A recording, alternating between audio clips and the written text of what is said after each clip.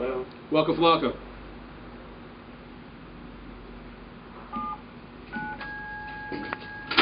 Le sube la loca, con la campaña, me regaña papá y me dice sí.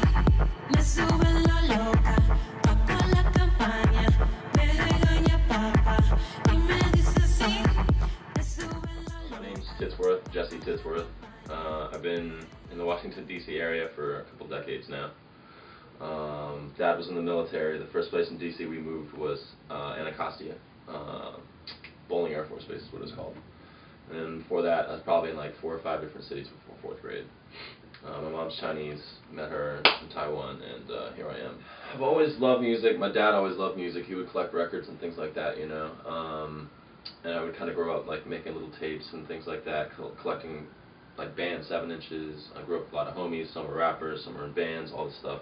I would collect all these pieces of music, and I always loved music, but I never really learned how to play an instrument or anything like that.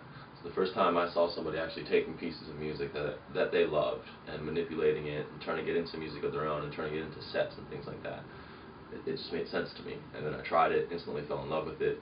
Next thing I know, it was like I was doing this for, I don't know, 8, 10, 12 hours a day. So my parents damn near kicked me out because of it, you know. When I was struggling for like 7 years to be a rave DJ, like pretty well respected in DC, splashes of places on the East Coast, by and large nobody gave a fuck about me, you know, on the grand sort of global scale of things, you know. So I remember putting out, I did the first remix I ever did was just like this this Outkast bootleg. And you know, I played it at my at Crunk or whatever, and like nobody gave a shit. It wasn't very good.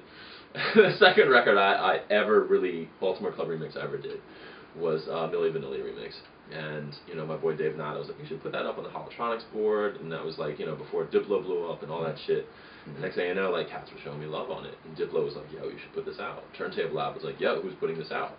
You know, I ran into DJ Ayers. He's like, yo, what are you working on? We should put records out, you know. And it just kind of, you know, I went from like trying to scrap by as a rave DJ and maybe being nice enough to be invited to Philly or New York to play a party once in a blue moon and kind of break even or make a couple $100, to all of a sudden being like, yo, like you should put these records out, you know, why don't you come to Europe, why don't you, you know, do a few city tour, and it just kind of blossomed from there. I mean, I have a lot of love for Sweden, oddly enough, because Malmo, Sweden especially, but you know, the country in general, it's just like, I gotta show them a lot of love, because even before most people in the country knew, or in the world, knew what Baltimore Club was, they like snatched me up, like, yo, come to Europe, you know. Some of the first people to ever be like, yo, like this kid is worth putting a $700,000, $800,000 flight behind, to just come entertain these kids in this country that he's never even been to before.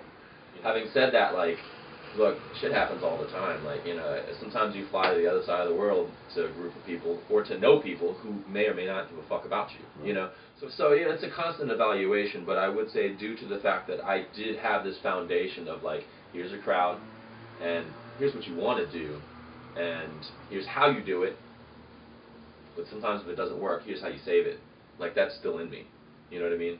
So it's not to the point to where I like, you know, to be honest with you, I would probably quit DJing rather than go on the road and constantly have to do what I don't like, or put out what I don't like, or write what I don't like. So I'm very cautious about falling back into that. With 12 Steps, I mean, it's like, it was my first attempt at an album.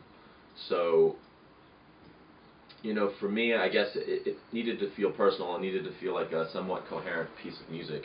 But it also needed to be reflective of where I was at. Like, I was a little worried that, you know, as somebody that was known as doing Baltimore Club, to put out something that strayed too far from that. And to be honest with you, I think that that's probably a restriction that I self-imposed on that's probably something that I even need to necessarily feel. Because now what I realize about music is that, like, I'm enough to make all that stuff coherent.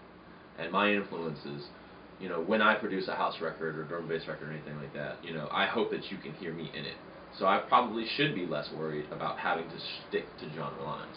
I'm also not like a super idealist and realize that, like, oh, well, you know, I'm an artiste and I'm going to do this and you're going to like it, period. Like, no, it's a constant evaluation, especially since I do dance music.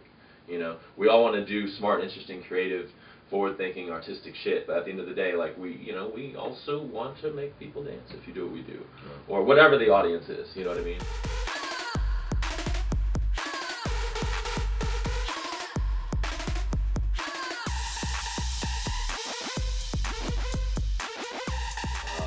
without guys like Jelani and, you know, like my manager Anna and, you know, my booking agent like Steve and Ben, like all these people are able to kind of help it make everything a bit more manageable because everybody specializes in specific shit.